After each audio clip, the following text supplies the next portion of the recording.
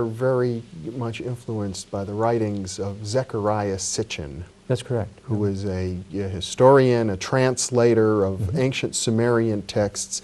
Sitchin takes these texts literally, doesn't he? He does, yes. He's one of 200 Sumerian scholars in the world that can pick up a clay tablet and read it like you and I can read a newspaper. I have a great deal of respect for the integrity and scope of his work.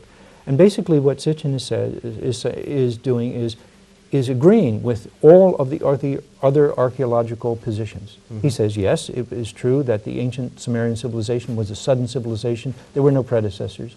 They did have all of the institutions that we have now, including limited forms of democratic government, medicine, trilingual dictionaries, schools, universities, and so on. It is very difficult, it's almost a new part. You know, how do you explain a sudden civilization in that sense with no predecessors?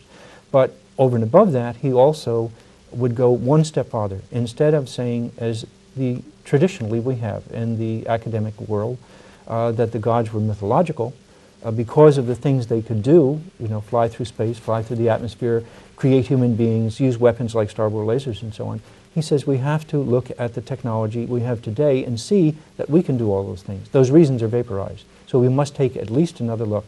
And when we look at the texts that have developed over the last 150 years from the archaeological digs, it is quite clear to him, and I have tried 7 or 8 years to break his case, so to speak, that he is saying very accurately what the truth is. And that is that those gods came from off-planet, outer space, from another planet in our solar system, a 10th one, which the evidence for which we can examine in a minute.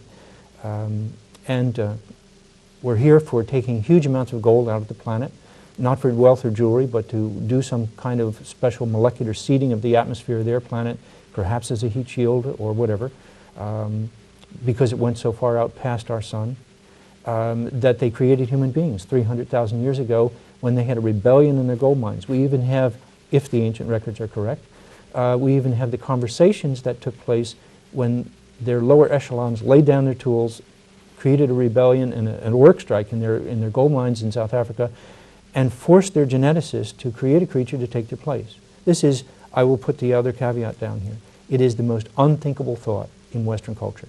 But I believe that it is literally true. And we have the keys to restoring our true history to ourselves. Now, these stories are written in clay tablets that have been found in the ruins in the area that's now Iraq, primarily the ancient kingdoms of Sumeria and Babylonia and Akkadian and Chaldea and so on.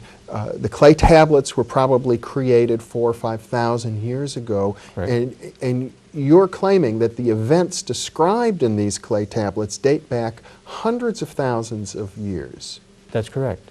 And the reason I'm saying that is that it is also recorded in those tablets that the reason we have this information in the first place is that it was taught to us. That the gods first created us as a genetically engineered species by fusing, genetically splicing their genes with the only indigenous hominid around on the planet at that point, at the end point of our natural evolution at this point, planet, Homo erectus.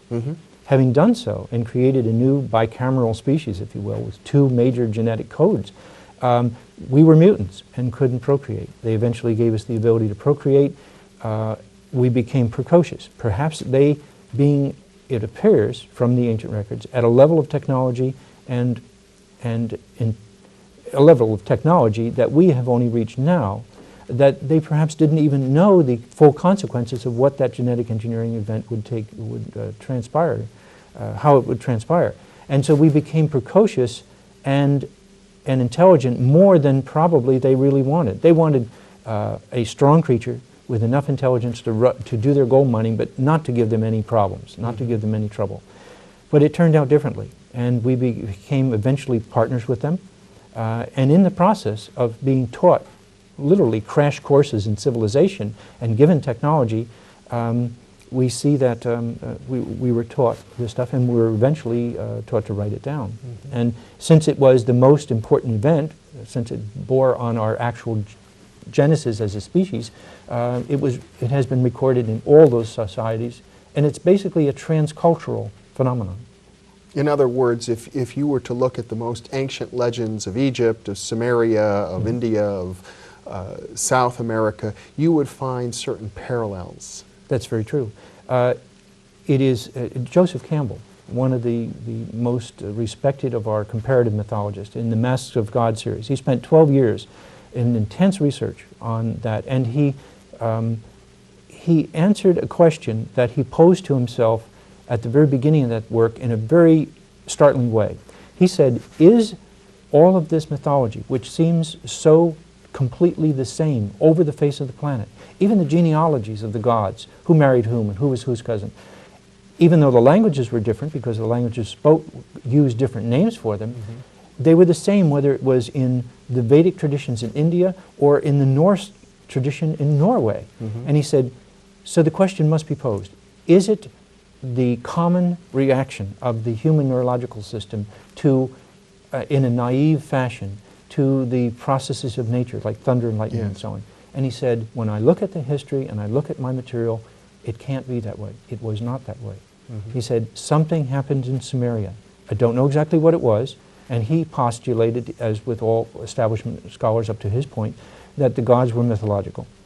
But he said it is quite obvious that something happened in Sumeria and it spread all over the world.